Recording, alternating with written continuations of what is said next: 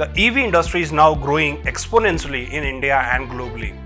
Alone between 2019-20 and 2020-21, the two-wheeler electric vehicles rose by 422%, three-wheelers by 75%, and four-wheelers up by 230%.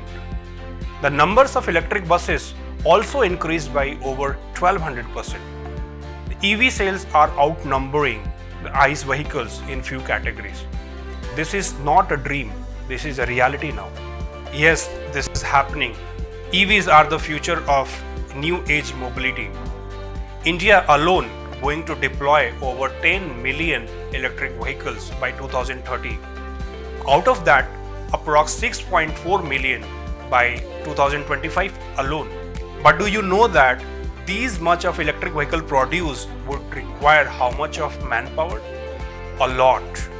EV industry will require around 1 crore of direct manpower to achieve this goal, out of which 35% to 40% will be the EV engineers.